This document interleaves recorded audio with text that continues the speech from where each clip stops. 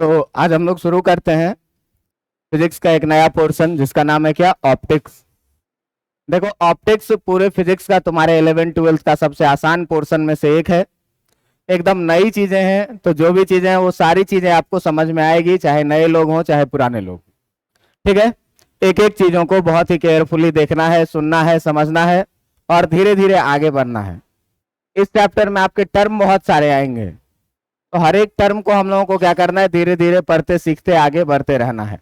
ठीक है, फिलहाल आते हैं हम लोग कहाँ पे, तो ऑप्टिक्स के शुरुआत में कि भाई ऑप्टिक्स है क्या।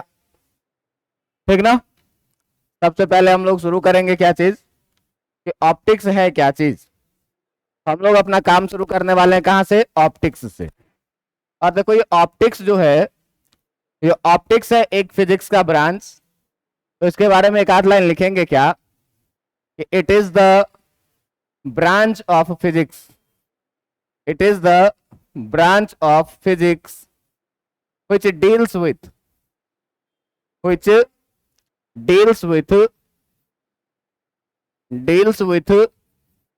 light and the phenomenon related to light। कि जहां पर हम लोग लाइट के बारे में पढ़ें या लाइट से रिलेटेड फिनोमेनन के बारे में हम लोग जहां पर पढ़ेंगे फिजिक्स के, उसी ब्रांच को हम लोग क्या बोलेंगे, ऑप्टिक्स बोलेंगे। देखिए कि ऑप्टिक्स में हम लोगों को पढ़ना है लाइट के बारे में, और लाइट को कहा जाता है क्या, कि लाइट जो है वो है क्या, जो लाइट है आपका वो है क्या, इज एन इलेक्ट्रोमैग्नेटिक वेव। क्या है लाइट, इलेक्ट्रोमैग्नेटिक वेव है। और देखिएगा कि इलेक्ट्रोमैग्नेटिक वेव में हम लोग बहुत सारा रेज पढ़ते हैं। तो इलेक्ट्रोमैग्नेटिक वेव में हम लोग जो रेज पढ़ते हैं, उस रेज में जो पोजीशन आता है उसमें आता है क्या, गामा रे आता है, उसमें आता है क्या, अल्फा रे आता है, उसमें आता है क्या, बीटा रे आता है, उसमें आता है क्या, एक्स रे आता है, उसमें आता है क्या, अल्ट्रा वायलेट रे आता है, उसमें आता है क्या, अपना कलर जो है 7 कलर, VIBGYOR, और भी बहुत सारे, इंफ्रारेड है ना, ये सारा रेज आता है। इस रेज में आप देखिए कि हमको इस बीच का स्टडी करना है, और इस बीच में अगर हम लोग लाइट का बात करें तो इलेक्ट्रोमैग्नेटिक वेव है, और हर वेव का एक स्पेसिफिक वेवलेंथ होता है।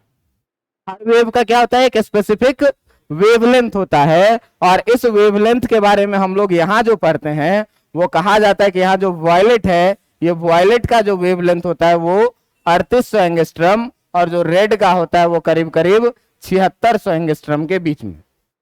तो देखो कि इस बीच में जो हमको 7 कलर दिख रहा है, वो 7 कलर में केवल दिख रहा है क्या, विबजियोर ही दिख रहा है। लेकिन आप जरा सा बताइए कि आप जानते हैं कि हर इंडिविजुअल वेव का वेवलेंथ अलग अलग होता है, और किसी भी लाइट का कलर डिसाइडिंग फैक्टर जो है वो है कौन, वेवलेंथ। जिसका वेवलेंथ जैसा होगा उस लाइट का कलर भी उसी के अकॉर्डिंग होगा। तो यहां आप देखें कि 3800 एंगस्ट्रम, एक एंगस्ट्रम बराबर जो होता है 1 एंगस्ट्रम इक्वल टू, ये होता है 10 टू द पावर -10 मीटर। देखिए कि ये बहुत छोटा यूनिट है, 10 टू द पावर -10 मीटर। तो इस बीच में देखो कि 3800 से 7600 तक ये बात है, 3800 टू 7600। इसको मोटा मोटी हम लोग अगर लेके चले तो इसको 4000 एंगस्ट्रम ले लेते हैं, और इसको हम लोग मोटा मोटी कितना ले लेते हैं, 8000 एंगस्ट्रम। मतलब 4000 से 8000 एंगस्ट्रम तक का वेवलेंथ का जो स्टडी करना है, उसमें ये केवल 7 कलर कैसे हो सकते हैं। तो एक्चुअली ये जो स्टडी है ऑप्टिक्स, ये ऑप्टिक्स जो है वो क्या है, इलेक्ट्रोमैग्नेटिक वेव के स्पेक्ट्रम का स्टडी है। अब तुम स्पेक्ट्रम वर्ड पहली बार नहीं सुन रहे होगे, 10th क्लास में भी पढ़े हुए होगे कि कोई सा व्हाइट लाइट प्रिज्म से होकर के गुजरेगा, 7 कलर में बदलेगा, और इसी 7 कलर को हम लोग एक स्क्रीन पे जब डाल देंगे तो 7 रंगों की एक पट्टी बनेगी और इसी पट्टी को हम लोग क्या बोलेंगे, एटॉमिक वो स्पेक्ट्रम बोलते थे। लेकिन जरा सा सोचिए कि इस स्पेक्ट्रम में क्या 7 ही कलर हैं? 7 ही कलर हो सकते हैं क्या? नहीं, इसमें इनफाइनाइट कलर होगा। कहोगे क्यों? तो मैं क्या बोला कि अगर वेवलेंथ बदला तो लाइट का कलर भी क्या होगा, बदलेगा। लेकिन फंडामेंटली अगर देखा जाए मोटा मोटी तो ये 7 कलर ही होता है। जैसे मान लीजिए कि यहां पर है वॉयलेट और यहां पर है रेड, तो रेड 7600 वाला जो होगा वो भी रेड होगा, और इससे पहले है ऑरेंज। तो तुम देखो कि ऑरेंज और रेड एक दूसरे के सिमिलर कलर हैं। ऑरेंज को थोड़ा डार्क ऑरेंज करेंगे और थोड़ा डार्क करेंगे और थोड़ा डार्क करेंगे, थोड़ा थोड़ा डार्क करते जाएंगे, ये रेड में कन्वर्ट हो जाएगा कि नहीं हो जाएगा? इसका मतलब कि ऑरेंज और रेड के बीच में डार्क ऑरेंज, उससे भी डार्क ऑरेंज, उससे भी डार्क ऑरेंज, थोड़ा डीप रेड, लाइट रेड, इस तरीके से होते होते तब रेड तक पहुंचेगी पूरी कहानी। मतलब इस ऑरेंज और रेड के बीच में भी इनफाइनाइट पैटर्न्स हैं जो डिफरेंट कलर के पैटर्न हैं, और उन्हीं पैटर्न्स का जो स्टडी हम लोगों को करना है वो कहां पर करना है, ऑप्टिक्स में करना है। बात समझ में आ रहा है?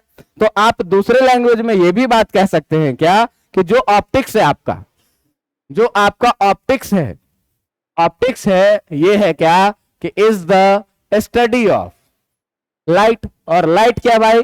तो is the study of electromagnetic wave या electromagnetic spectra. Electromagnetic spectra, spectrum का ही जो है सो हम लोग बोलते हैं क्या इसको, स्पेक्ट्रा। मतलब इलेक्ट्रोमैग्नेटिक स्पेक्ट्रा का जो एक पैटर्न बनेगा, इस पैटर्न में कितने कलर होंगे, इनफाइनाइट कलर होंगे। केवल 7 कलर नहीं, कितने कलर होंगे, इनफाइनाइट कलर। क्यों? कि तुम जानते हो कि 2 नंबर के बीच में इनफाइनाइट नंबर स्लाइस करते हैं। मैथ्स में ये पढ़े हुए हो कि 2 नंबर के बीच में कितने नंबर होते हैं, इनफाइनाइट नंबर। तो भाई अपना वेवलेंथ जो है वो 4000 से लेकर के 8000 तक का है। तो इस 4000 से 8000 के बीच में कितने होंगे, महा इनफाइनाइट नंबर, बहुत ज्यादा बड़ा इनफाइनाइट होगा। तो बहुत ज्यादा इनफाइनाइट नंबर होगा तो जितना वेवलेंथ है उतना डिफरेंट कलर। मतलब यहां से यहां तक कलर का एक पैटर्न बनेगा, इसी पैटर्न को क्या बोलेंगे, स्पेक्ट्रम बोलेंगे। और इसी इलेक्ट्रोमैग्नेटिक स्पेक्ट्रम का जो स्टडी है जिसे हम लोग क्या कहते हैं, ऑप्टिक्स कहते हैं। आप देखिए कि वेवलेंथ या हम लोग एंगस्ट्रम में मेजर कर रहे हैं, और एक एंगस्ट्रम जो है सो 10 का पावर -10 मीटर होता है। ये 10 का पावर -10 ये बहुत ज्यादा छोटा क्वांटिटी है। और इसी बेसिस पर जो है तो हम लोग ऑप्टिक्स को कैटेगराइज करते हैं 2 पार्ट में। यहां से हम लोग ऑप्टिक्स को कैटेगराइज करेंगे कितने पार्ट में, ऑप्टिक्स को कैटेगराइज करेंगे 2 पार्ट में, जिसमें पहले पार्ट का नाम हम लोग रखेंगे क्या, पहले पार्ट का नाम हम लोग रखेंगे क्या, रे ऑप्टिक्स। क्या नाम रखेंगे, रे ऑप्टिक्स, या इसी का नाम एक रखा जाता है ज्योमेट्रिकल ऑप्टिक्स भी। इसी का नाम क्या रखा जाता है, ज्योमेट्रिकल ऑप्टिक्स भी। अब देखिए कि ये ज्योमेट्रिकल ऑप्टिक्स और जो दूसरा पार्ट है जिसका नाम है क्या, वेव ऑप्टिक्स, जिसका नाम है क्या, वेव ऑप्टिक्स। अब देखिए कि ये पूरी जो कैटेगोराइज की गई ये 2 ही चीजों पर बात की गई। क्या कि एक लाइट के वेवलेंथ के आसपास के चीजों का स्टडी हम लोग जहां करेंगे, छोटे छोटे चीजों का। लाइट का वेवलेंथ है एंगस्ट्रम में, और 1 एंगस्ट्रम जो है सो कितना है, 10⁻⁻10 मीटर। ये देखिए कि बहुत छोटा लेंथ है ये, और बहुत छोटे लेंथ का जो स्टडी हम लोग करेंगे वो कहां पर करेंगे, वेव ऑप्टिक्स में। और इसके रिस्पेक्ट में बहुत बड़े बड़े चीजों का जो स्टडी करेंगे वो किस में करेंगे, रे ऑप्टिक्स में। तो रे ऑप्टिक्स में आपको सीधा सीधा बात याद रखना क्या, कि ऑब्जेक्ट रहेगा मिरर के सामने। अब लाइट का वेवलेंथ है एंगस्ट्रम में, और अगर ऑब्जेक्ट को हम 1 सेंटीमीटर का भी रखे तो इसके रिस्पेक्ट में वो बहुत बड़ा हुआ। बात समझ में आ रहा है कि नहीं? तो object, lens, mirror, prism, telescope, microscope, इन सब चीजों का जो हम लोग स्टडी करेंगे वो कहां पर करेंगे, रे ऑप्टिक्स में करेंगे। लेकिन बहुत छोटी छोटी चीजें जो है, इंटरफेरेंस है, डिफ्रैक्शन है, पोलराइजेशन है, इन सारे चीजों का जो हम लोग स्टडी करेंगे वो कहां पर करेंगे, वेव ऑप्टिक्स में करेंगे। ठीक ना? तो इस ब्रांच में आप सीधा सीधा ध्यान रखिएगा कि in this branch of physics, इस ब्रांच में जो है, in this branch of optics, the larger phenomenon, the larger phenomenon with respect to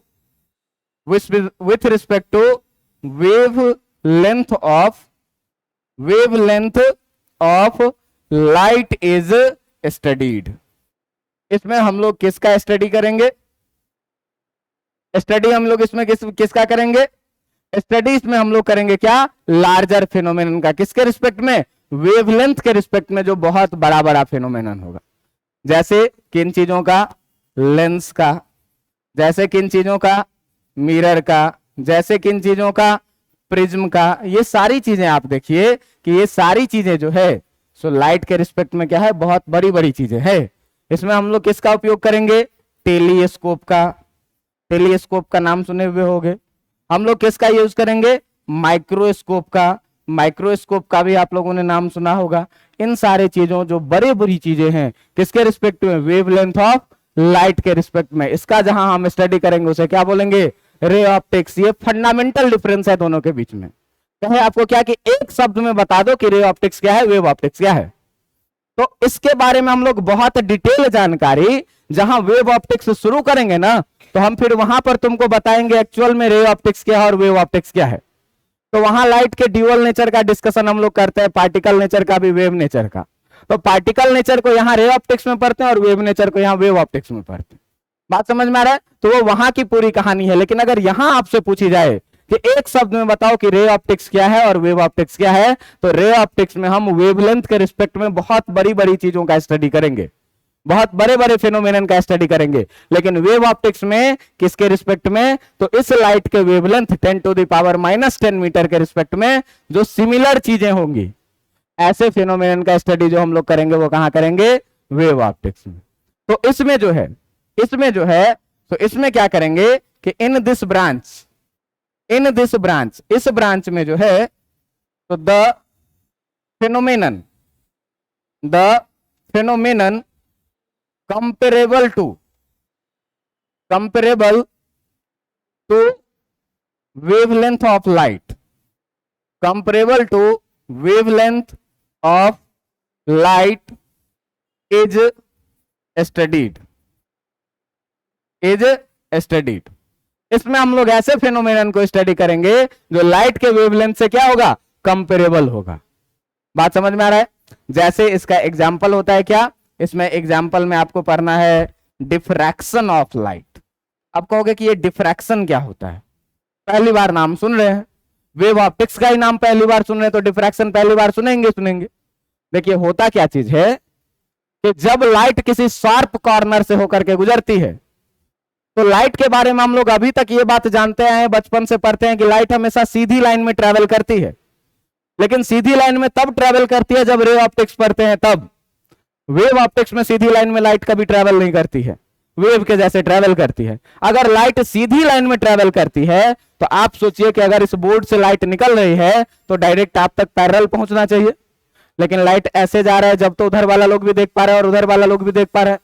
तो होता क्या है कि जब लाइट यहां शार्प कॉर्नर से निकला तो ये क्या होता है? बेंट हो जाता है। यहां से ये सीधे नहीं निकला, ये शार्प कॉर्नर से क्या होता है? बेंट हो जाता है। हम लोग टॉर्च जलाते हैं तो टॉर्च का इतना छोटा सा मुंह है, इतना छोटा सा मुंह से अगर लाइट निकले और लाइट सीधे लाइन में ट्रेवल करती है तो लाइट को तो ऐसे सीधे चले जाना चाहिए आगे, लेकिन लाइट क्या होती है? ऐसे फैल जाती है। तो होती क्या है कि जहां से लाइट की रे निकली वो शार्प कॉर्नर बनता है और शार्प कॉर्नर से क्या होगा? लाइट ऐसे बेंट हो जाएगा और पूरे इलाके में क्या होगा?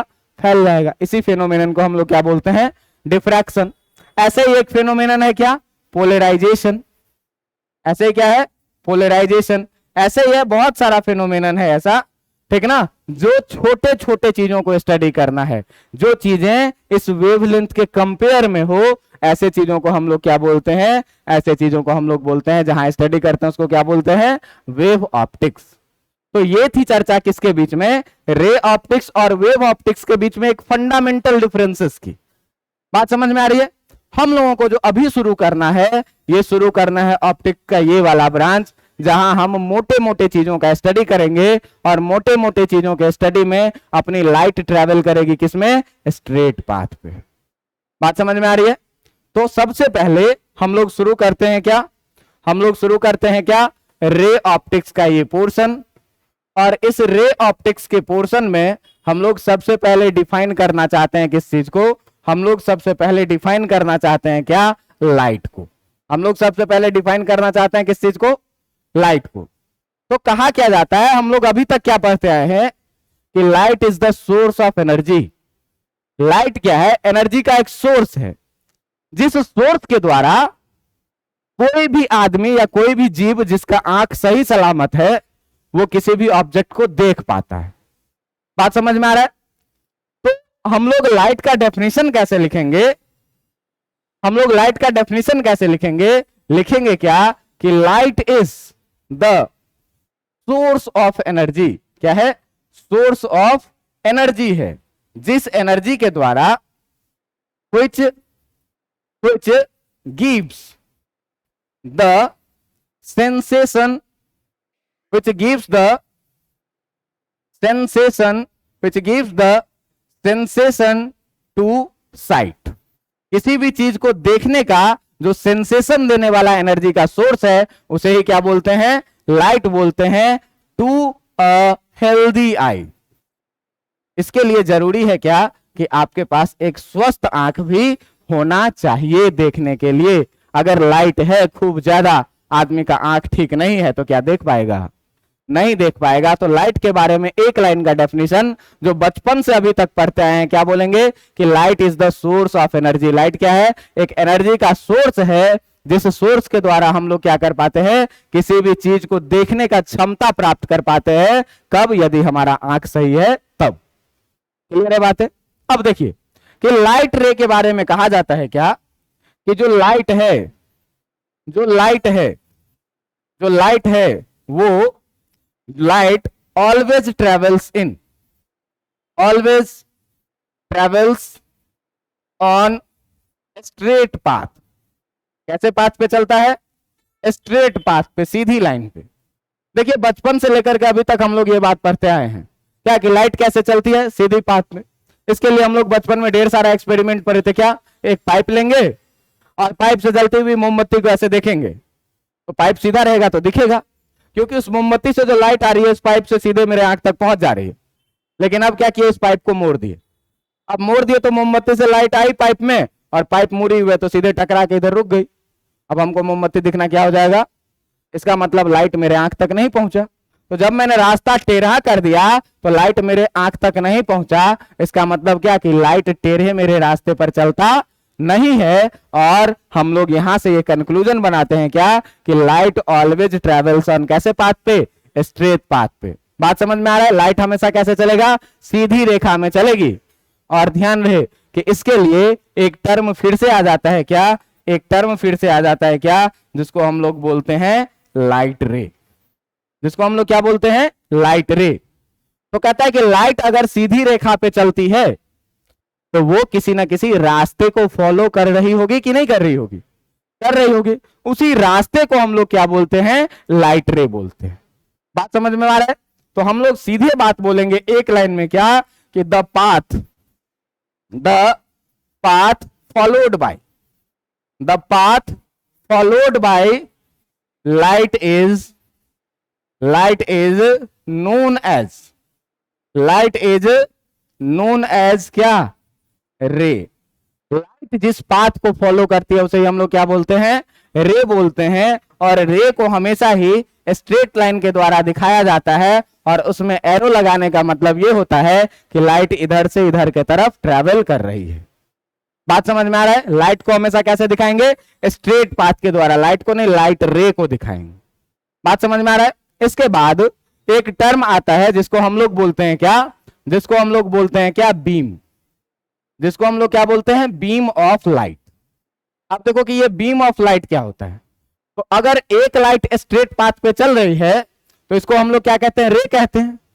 एक और साथ में आया, और साथ में आया, और साथ में आया, तो कॉम्बिनेशन ऑफ जो रे होता है, बहुत सारे रे का कॉम्बिनेशन, उसे ही हम लोग क्या कहते हैं, बीम कहते हैं।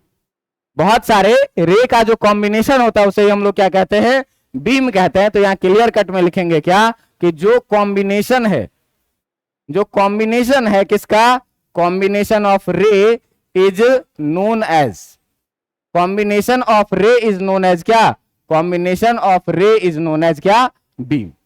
कि बहुत सारा रे अगर हम एक साथ कंबाइंड कर दिए तो इसी कॉम्बिनेशन को क्या कहेंगे, बीम कहेंगे। अब देखिए कि कभी कभी ऐसा भी होता है कि बहुत सारा लाइट एक जगह से निकला और चारों तरफ फैल गया। जैसे हमारे घर में अगर कोई बल्ब है, हम टॉर्च जलाते हैं तो वो एक पॉइंट से लाइट रे निकलता है और पूरे घर में क्या होता है, फैल जाता है। बल्ब एक पॉइंट है, तो बहुत सारा रेज क्या हुआ, चारों दिशाओं में चल दिया, एक पॉइंट से निकला और फैल गया। कभी कभी क्या होता है कि यहां से जितना रे निकला सब एक दूसरे के पैरेलल चला गया। हम लोग कभी लेजर लाइट जलाए हुए हैं, लेजर लाइट में क्या होता है भाई कि यहां से जितनी रेज निकली उतनी रेज बिना फैले हुए, बिना सिकुड़े हुए स्ट्रेट चली जाती है। और कभी कभी यह भी होता है कि लाइट रेज बहुत एरिया से आता है और सिकुड़ के एक जगह पर लगता है। जैसे हम लोग बचपन में खेलते हैं ज्योमेट्री बॉक्स से कॉन्वेक्स लेंस निकाल कर, क्या करते हैं, सनलाइट को लिए और एक जगह उसको जमा करके क्या करते हैं भाई साहब, कागज को जलाने का कोशिश। वो अलग बात है कि आज तक सफल शायद ही हो पाए होगे कोई, बहुत टाइम लगता है, बहुत पेशेंस का काम है, जितना हम लोग रख नहीं पाते हैं। रख नहीं पाते हैं तो कहते हैं बेकार का कॉन्सेप्ट है, साइंस गलत है ना। लेकिन उसमें बहुत पेशेंस की जरूरत होती है।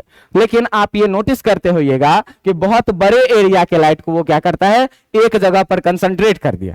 तो जरा से सोचिए कि अगर बहुत बड़ा ग्लास हो और उससे लाइट आएगा तो ऐसे करके एक जगह सिकुड़ेगा कि नहीं, तो बहुत फैल के आया और एक जगह सुकड़ा। इस बेसिस पर बीम को तीन कैटेगरी में बांटा गया है। बीम को तीन कैटेगरी, एक क्या, एक पॉइंट से निकलेगा चारों तरफ फैल जाएगा, एक क्या पैरेलल चला जाएगा, और एक क्या फैल के आएगा और एक जगह पे आके मिल जाएगा। इस कैटेगरी पर बीम को कितने पार्ट में बांटा गया है, तीन पार्ट में बांटा गया है। एक पार्ट देखिए, एक पॉइंट से निकला और चारों तरफ ये क्या हुआ, फैल गया। एक पॉइंट से निकला और चारों तरफ ये क्या हुआ, फैल गया। ऐसे बीम को हम लोग बोलते हैं क्या, ऐसे बीम को हम लोग बोलते हैं क्या, डाइवर्जिंग बीम। ऐसे बीम को हम लोग क्या बोलते हैं, डाइवर्जिंग बीम। बात समझ में आ रही है कि नहीं।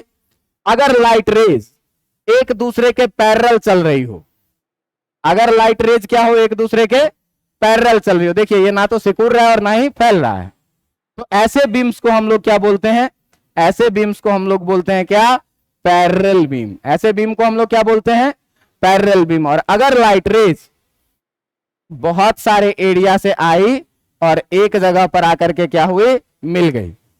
देखिए बहुत सारे एरिया से आ रहा है और एक जगह पे आकर के क्या हो रहा है, मिल जा रहा है। तो ऐसे बीम को हम लोग क्या बोलते हैं, ऐसे बीम को हम लोग बोलते हैं कन्वर्जिंग बीम। ऐसे बीम को हम लोग क्या बोलते हैं, कन्वर्जिंग बीम। देखो इसके नाम में ही इसका डेफिनेशन छिपा हुआ है। डाइवर्ज का मतलब फैल जाना, पैरेलल का मतलब एक साथ चलना, और कन्वर्ज का मतलब एक जगह आके मिल जाना। बात समझ में आ रही है कि नहीं।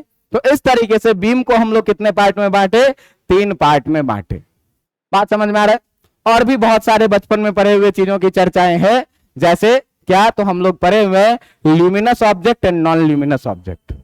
कुछ ऑब्जेक्ट ऐसे होते हैं जिनका अपना खुद का लाइट होता है, ऐसे ऑब्जेक्ट को हम लोग क्या बोलते हैं, ल्यूमिनियस ऑब्जेक्ट बोलते हैं। और कुछ ऐसे ऑब्जेक्ट होते हैं जिनका अपना लाइट नहीं होता है, उसे क्या बोलते हैं, नॉन ल्यूमिनस ऑब्जेक्ट। जैसे सन है तो सन का अपना लाइट है तो वो ल्यूमिनस है। स्टार है, स्टार का अपना लाइट है तो ल्यूमिनस है। ये ट्यूबलाइट है, इसका अपना लाइट है तो ये क्या है, ल्यूमिनस है।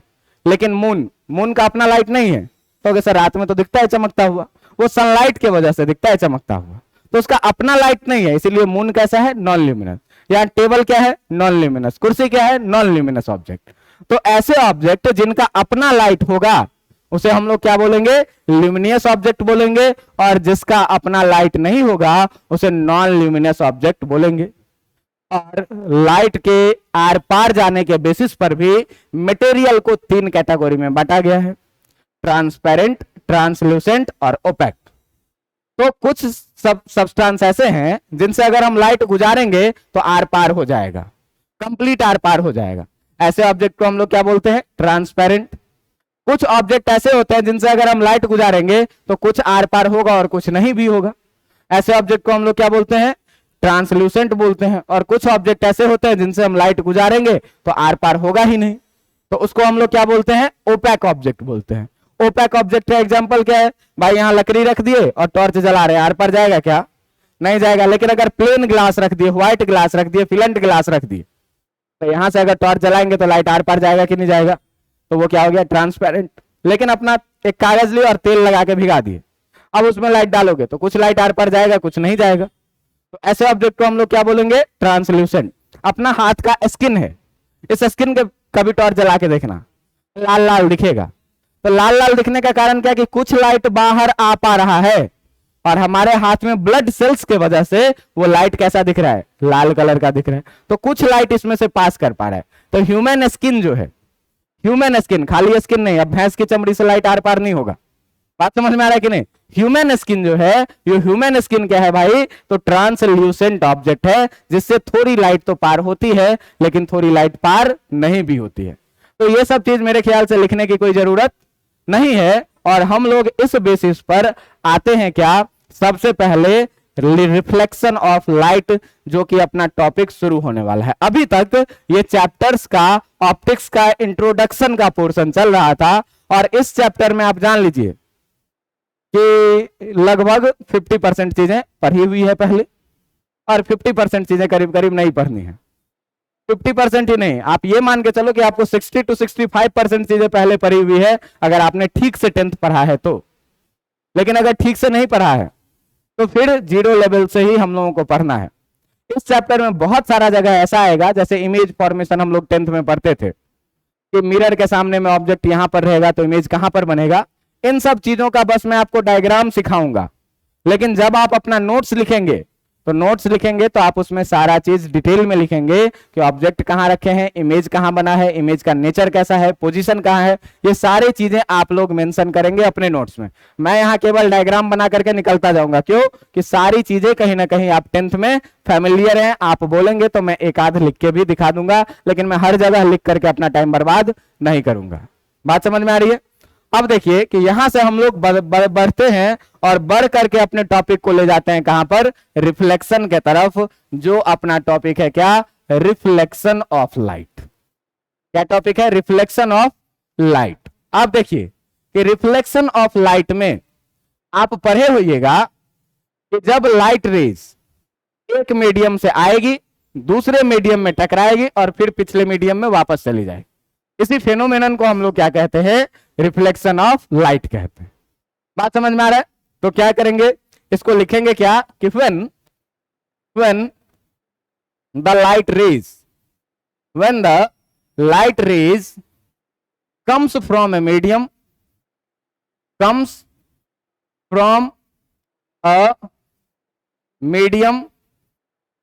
ठीक ना, collides on another medium and then back to first medium. पहले मीडियम से चला, दूसरे मीडियम में टकराया और फिर से क्या हुआ? पहले मीडियम में वापस आ गया। इसी फेनोमेनन को this phenomenon is known as क्या? This phenomenon is known as क्या? This phenomenon is known as reflection of light. इसी फेनोमेनन का नाम क्या देते हैं? इसी फेनोमेनन का नाम हम लोग देते हैं क्या? Known as reflection of light. Reflection of light. अब देखिए कि रिफ्लेक्शन ऑफ लाइट के लिए दो मीडियम का होना जरूरी है। मान लीजिए लाइट रेज वहां से आई, इस दीवार में टकराई और फिर यहीं चली गई, हवा में चली गई। हवा से आई, दीवार में टकराई, फिर हवा में चली गई। तो एक मीडियम से आई हवा से, दूसरे मीडियम दीवार से टकराई और फिर पहले मीडियम हवा में वापस चली गई। इसी फेनोमेनन को हम लोग क्या बोलेंगे? रिफ्लेक्शन ऑफ लाइट बोलेंगे। और ध्यान रहे कि जिस सरफेस से लाइट रे टकराता है उसे बोला जाता है रिफ्लेक्टिंग सरफेस। कि जिस सरफेस से लाइट रे टकराया है उसे हम लोग क्या बोलेंगे? Reflecting surface. अब रिफ्लेक्शन के लिए सरफेस रिफ्लेक्टिंग का बेस्ट होना बहुत जरूरी है। देखिए कि जैसे मान लीजिए कि हम यहां काला कलर का एक स्क्रीन लगा दें और स्क्रीन पे टॉर्च जलाएं तो लाइट का रिफ्लेक्शन होगा क्या? लाइट का रिफ्लेक्शन होगा क्या? होगा, बहुत कम मात्रा में होगा। लेकिन अगर व्हाइट स्क्रीन लगा दें तो लाइट का बहुत रिफ्लेक्शन होगा।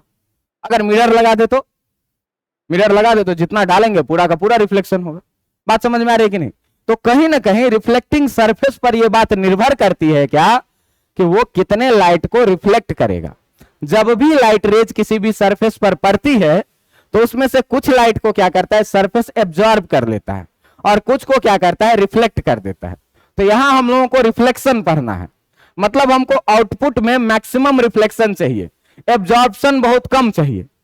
तो क्या हम स्टडी में काला कलर का कपड़ा रिफ्लेक्टिंग लेयर के रूप में यूज करेंगे क्या? नहीं करेंगे। क्यों? कि काला कलर का कपड़ा अधिकतर लाइट को क्या करता है, एब्जॉर्ब कर लेता है और कम को ही क्या करता है, रिफ्लेक्ट करता है।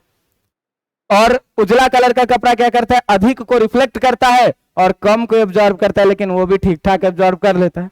इसी कारण से हम लोगों को कई बार ये भी सलाह दिया जाता है क्या, कि हमको गर्मियों में लाइट कलर का कपड़ा पहनना चाहिए, कि लाइट कलर का कपड़ा पहनेंगे और बाहर जाएंगे धूप लगेगा, धूप लगेगा तो अधिक लाइट क्या होगी, रिफ्लेक्ट हो जाएगी, कम एब्जॉर्ब करेगा। तो जितना कम लाइट एब्जॉर्ब होगा गर्मी भी उतनी कम एहसास होगी। लेकिन अगर डार्क कलर का कपड़ा पहन के बाहर निकलते हैं तो डार्क कलर के कपड़ा में क्या होगा कि लाइट का एब्जॉर्प्शन अधिक होगा और हीट भी अधिक एब्जॉर्ब होगा, जिसके कारण हमको गर्मी क्या होगी, ज्यादा लगेगी।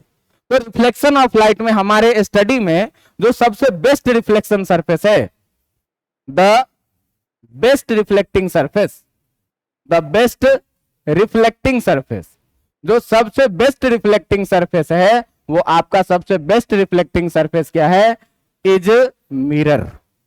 क्या है बेस्ट रिफ्लेक्टिंग सरफेस, क्या है आपका जो बेस्ट रिफ्लेक्टिंग सरफेस है वो है क्या, मिरर, जो हमारे घर का आईना होता है, जिसे हम लोग मिरर दर्पण बोलते हैं। इसको क्या बोला जाता है, बेस्ट रिफ्लेक्टिंग सरफेस। अब देखो आईना बनाने का तरीका क्या है। तो आईना बनाने का तरीका जो है वो है क्या, कि कहता है क्या कि आप अपने हाथ में एक प्लेन ग्लास ले लीजिए। क्या करिए, प्लेन ग्लास ले लीजिए। अब प्लेन ग्लास लेंगे तो इसका दो सरफेस होगा, एक ये वाला और एक ये वाला। इस दोनों में से आप क्या करिए कि किसी एक सरफेस पर सिल्वर कलर का, किस कलर का, सिल्वर कलर का पेंट, जो बहुत थीन हो, बहुत पतला हो, बहुत कमजोर हो। अगर आप सिल्वर कलर का पेंट खरीद के लाइए 1 लीटर, तो उसमें कम से कम 5 litre, 6 litre, 7 litre, 10 litre thinner मिला दीजिए। आप सोचिए कि वो सिल्वर कलर का क्या होगा जिसमें 10 लीटर थिनर मिल जाएगा एक पेंट में, तो बहुत पतला कलर हो जाएगा, पानी के जैसा हो जाएगा। और वैसे से क्या करिए, आप एक लेयर पे क्या करिए, पेंट कर दीजिए। पेंट कर दीजिएगा तो ये बहुत कमजोर पेंटिंग होगा, उंगली से भी पोछिएगा तो पोछा जाएगा।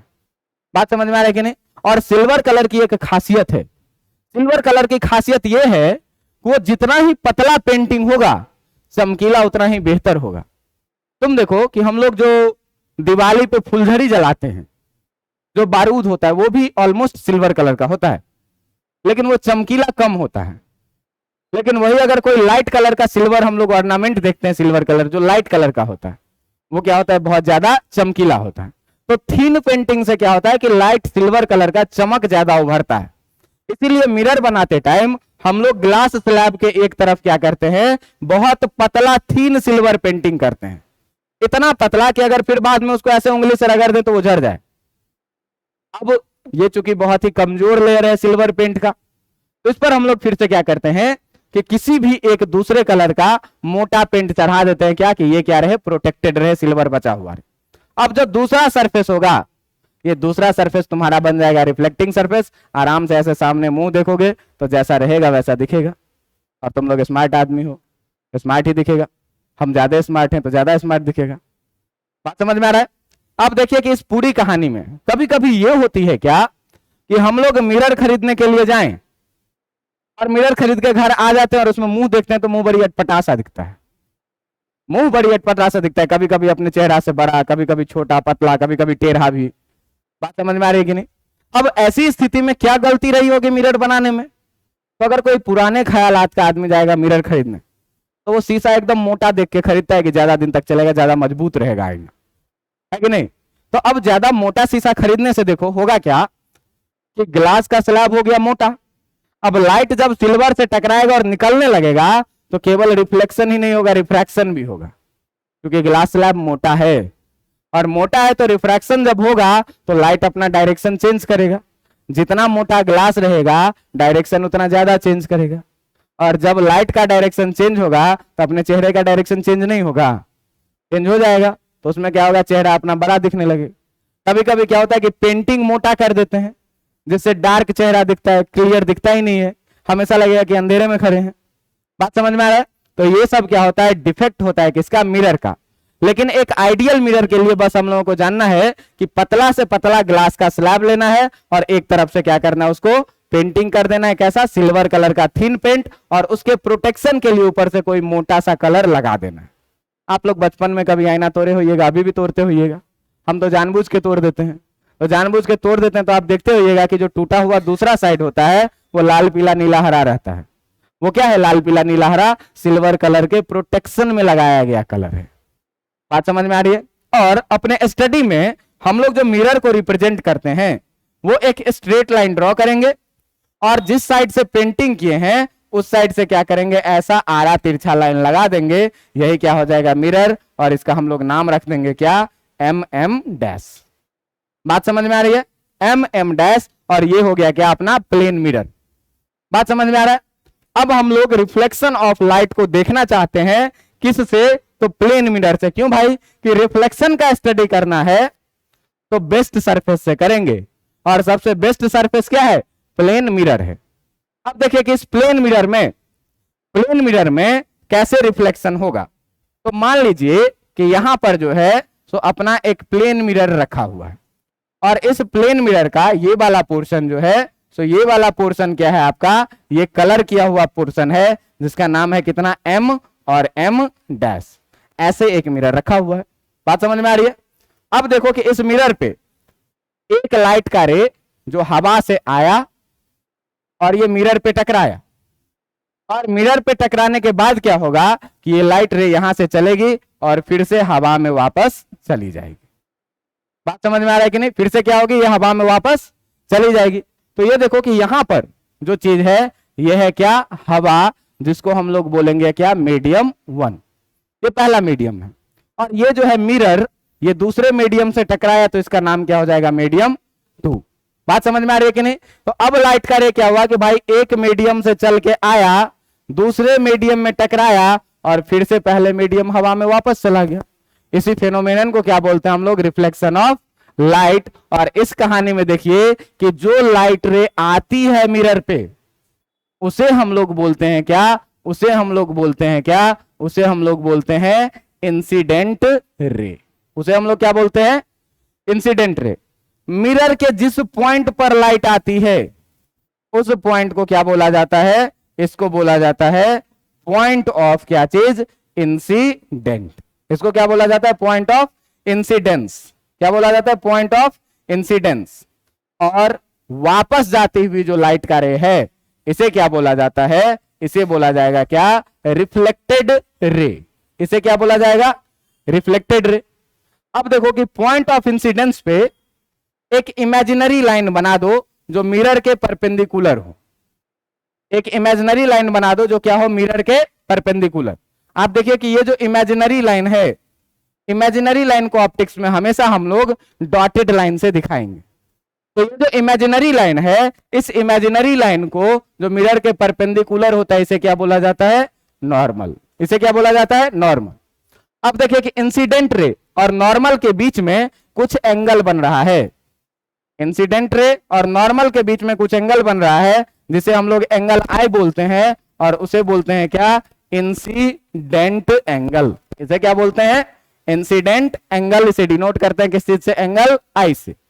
और रिफ्लेक्टेड रे और नॉर्मल रिएक्शन के बीच में जो एंगल होता है इसे एंगल आर बोला जाता है, और इसे हम लोग बोलते हैं क्या, इसे हम लोग बोलते हैं क्या, रिफ्लेक्टेड एंगल, जिसे एंगल आर से दिखाया जाए।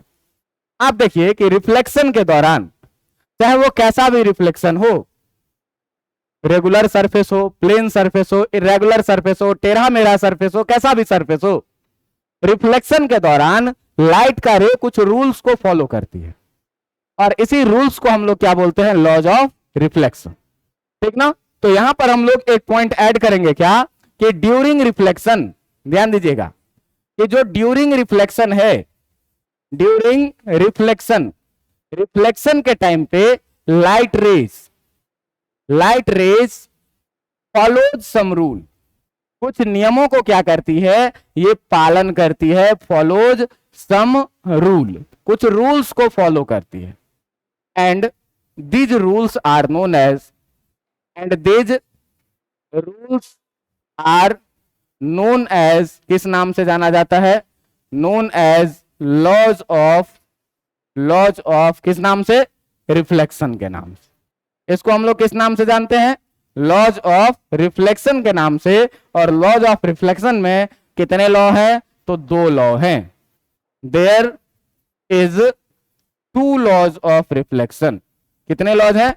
2 लॉज ऑफ रिफ्लेक्शन। रिफ्लेक्शन के कितने लॉज हैं? 2 लॉज हैं। और इन लॉज को आप लोग जानते भी होंगे कि फर्स्ट लॉ इसमें क्या कहता है? फर्स्ट लॉ कहता है क्या? फर्स्ट लॉ कहता है क्या कि जो आपका इंसिडेंट रे है, जो आपका इंसिडेंट रे है, जो आपका रिफ्लेक्टेड रे है, जो आपका इंसिडेंट रे है, जो आपका रिफ्लेक्टेड रे है, एंड नॉर्मल, कहां पर? Normal to the point of incidence.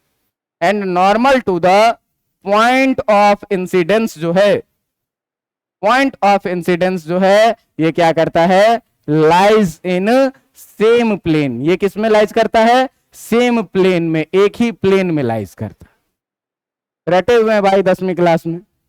लेकिन अब मैं सवाल आपसे ये पूछ रहा हूं कि बताओ कि वो कौन सा प्लेन होता है? बताओ कि वो कौन सा प्लेन होता है जिस प्लेन में इंसिडेंट रे, नॉर्मल रिएक्शन और रिफ्लेक्टेड रे तीनों लाइज करता है? तो आप ध्यान देंगे, मान लीजिए कि बोर्ड थोड़ी देर के लिए मिरर है और आपके तरफ से एक लाइट रे इधर से आई, बोर्ड पे पड़ी और रिफ्लेक्ट होकर ऐसे चली गई, तो ये हो गया नॉर्मल। आप देखिए कि इंसिडेंट रे, रिफ्लेक्टेड रे और नॉर्मल तीनों ऐसा एक प्लेन में लाइज कर रहा है कि नहीं कर रहा है? और ये प्लेन इस मिरर बोर्ड के परपेंडिकुलर है कि नहीं है? तो इस बात को हमेशा आप ध्यान में रखिएगा क्या कि ये प्लेन जो होता है, ये प्लेन जो होता है, this plane is perpendicular to the plane of mirror. कि मिरर जिस प्लेन में होता है उस प्लेन के परपेंडिकुलर एक प्लेन होता है जिसमें इंसिडेंट रे, रिफ्लेक्टेड रे और नॉर्मल रिएक्शन तीनों लाइज करते हैं। और दूसरा लॉ जो बहुत ही आसान लॉ है, क्या? Angle of incidence. Angle of incidence, angle of incidence is equal to किसके? एंगल ऑफ किस चीज के? रिफ्लेक्शन के। एंगल ऑफ इंसिडेंस किसके बराबर में होता है? एंगल ऑफ रिफ्लेक्शन के। भाई एंगल ऑफ इंसिडेंस को किससे दिखाते हैं? एंगल आई से। और एंगल ऑफ रिफ्लेक्शन को किससे दिखाते हैं? एंगल आर से। देखिएगा कि ये जो दोनों लॉज हैं ये ऑलवेज वैलिड है, ये ऑलवेज वैलिड है। ये जो दोनों लॉ है ये ऑलवेज वैलिड है। कैसे भी सरफेस के लिए, चाहे सरफेस कैसा रहो, प्लेन सरफेस रहे, चाहे सरफेस कैसा रहे, रफ सरफेस रहे, चाहे सरफेस कैसा रहे, रफ सरफेस रहे, चाहे सरफेस कैसा रहे, स्फेरिकल सरफेस रहे, कैसा भी सरफेस रहे, सारे सरफेस के लिए यही 2 लॉज ऑफ रिफ्लेक्शन वैलिड है। मतलब आप एक तरीके से ये भी कह सकते हैं क्या कि laws of reflection universal law है, हमेशा ही सत्य है। बात समझ में आ रही है? किसी भी कंडीशन में ये फ्लॉप नहीं होगी। आप देखिए मैं आपको एक एग्जांपल दिखा देता हूं। प्लेन मिरर के लिए तो हम लोग देख ही लिए कि भाई ये तीनों जो है, ये अगर मिरर है तो ये प्लेन कैसा होगा? बोर्ड में है ना? अब देखिएगा ध्यान से कि अगर हम लोग बात करें किसके लिए, बात करें स्फेरिकल मिरर के लिए, तो ध्यान देना कि अगर स्फेरिकल मिरर का बात करेंगे तो जो अपना स्फेरिकल मिरर होगा वो कैसा मिरर होगा? स्फेरिकल मिरर जो होगा वो स्फेरिकल मिरर कुछ ऐसा रहेगा और जिसमें हम लोग एक पार्ट में क्या करेंगे? कलर कर देंगे। एक पार्ट मान लो क्या कि इधर से हमने क्या किया, इसमें कलर कर दिया, कलर कर दिया। ये स्फेरिकल मिरर है तो इसका सेंटर कहीं ना कहीं इधर कुछ होगा, होगा कि नहीं? अब मान लीजिए कि कोई लाइट का रे इस पर इंसिडेंट होता है ऐसे, कोई लाइट का रे इस पर इंसिडेंट होता है ऐसे, तो यहां हम लोग नॉर्मल बनाएंगे। ये लाइट का रे इस पर क्या हुआ? इंसिडेंट हुआ ऐसे। अब जिस पॉइंट पर इंसिडेंट हुआ इस पॉइंट को हम लोग क्या बोलते हैं? Point of incidence. और पॉइंट ऑफ इंसिडेंस पे सरफेस के परपेंडिकुलर एक लाइन डालेंगे जिसे क्या कहेंगे? नॉर्मल। तो इस सरफेस को देखिए, ये प्लेन सरफेस तो है नहीं, ये तो है कर्व सरफेस। ये वाला सरफेस कैसा है? कर्व सरफेस है। तो इस पर टेंजेंट डाले और टेंजेंट से हम लोग अगर इस पर नॉर्मल ड्रॉ करना शुरू करेंगे तो नॉर्मल जो है सो कुछ ऐसे गुजरेगा जो सेंटर से पास करेगा। आपको पता होगा कि रेडियस टेंजेंट के परपेंडिकुलर भी होता है और सेंटर से होकर के पास भी करता है 9th क्लास का मैथमेटिक्स से। बात समझ में आ रही है कि नहीं? अब देखो कि अब इस सरफेस को मैं क्या कर रहा हूं, हटा दे रहा हूं। ये हो गया क्या अपना normal.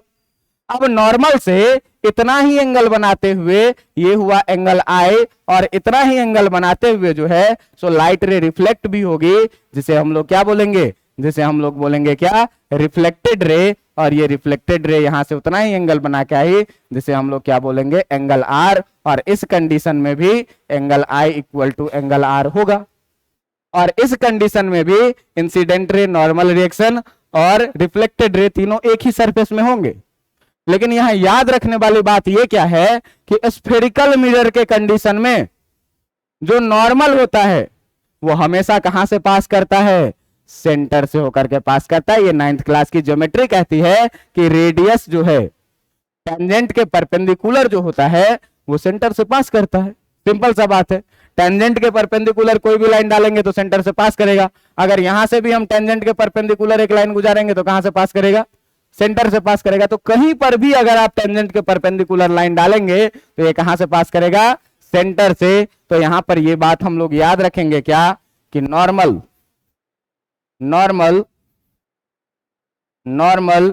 To the spherical mirror, जो स्फेरिकल मिरर होगा ये ऑलवेज पास करेगा कहां से, always passes through the centre of mirror. और इसी को एक नाम दिया जाता है, आगे हम लोग पढ़ेंगे, जिसका नाम होता है क्या, सेंटर ऑफ कर्वेचर। जिसका नाम क्या होता है, सेंटर ऑफ कर्वेचर। इसके बारे में आगे बताएंगे। तो आज लॉज ऑफ रिफ्लेक्शन तक के लिए इतना ही रहने देते हैं। अगले दिन हम लोग पढ़ेंगे क्या, अगले दिन जो हम लोग पढ़ेंगे, अगले दिन पढ़ेंगे फॉर्मेशन ऑफ इमेज, कि इमेज क्या होता है। और इसमें भी हम लोग पढ़ेंगे कि फॉर्मेशन ऑफ इमेज बाय किसके द्वारा, तो प्लेन मिरर के द्वारा। और प्लेन मिरर के द्वारा जब हम लोग पढ़ेंगे ये चीज, तो इसमें दो तरह का ऑब्जेक्ट लेंगे। पहला में लेंगे कि पॉइंट ऑब्जेक्ट के लिए, अगर ऑब्जेक्ट कैसा रहे, पॉइंट के जैसा रहे। और दूसरा कंडीशन हम लोग पढ़ेंगे किसके लिए, लीनियर ऑब्जेक्ट के लिए। दूसरा कंडीशन किसके लिए पढ़ेंगे, लीनियर ऑब्जेक्ट के लिए। और इस दोनों चीज को पढ़ने के बाद हम लोग ये कंक्लूजन बनाएंगे क्या, कि प्लेन मिरर के द्वारा फॉर्म किया गया इमेज का नेचर और प्रॉपर्टीज क्या होता है। आज के लिए इतना काफी है। अगले दिन हम लोग इमेज से अपनी शुरुआत करेंगे और धीरे धीरे ऐसे ही कहानी को आगे बढ़ाएंगे। आपको ये लगा होगा कि हम लोग 10th क्लास में पढ़ रहे हैं, बस कुछ कुछ चीजें ही नहीं आई है, कुछ कुछ चीजें नहीं आई है। जैसे मैं शुरू में वेवलेंथ वगैरह का थोड़ा सा चर्चा किया, वेव ऑप्टिक्स का चर्चा किया, ये सब चीजें हम लोग पहली बार देख रहे हैं। बाकी रे ऑप्टिक्स में जो भी चीजें हमने पढ़ी है वो सारी की सारी पुरानी चीजें हैं, पुरानी कहानी है। आगे भी यही पुरानी कहानी चलती रहेगी। बस है क्या, तो ये आसान चीज है। और इस चैप्टर को आप लोग अपॉर्चुनिटी मानिए कि बोर्ड में बहुत क्वेश्चन यहां से आते हैं और बहुत ही आसानी से बनते भी हैं। तो इसीलिए ढंग से पढ़ना है, रेगुलर रिवीजन करना है। आज के लिए इतना काफी है। पढ़ के आइए, मिलेंगे अगले क्लास में।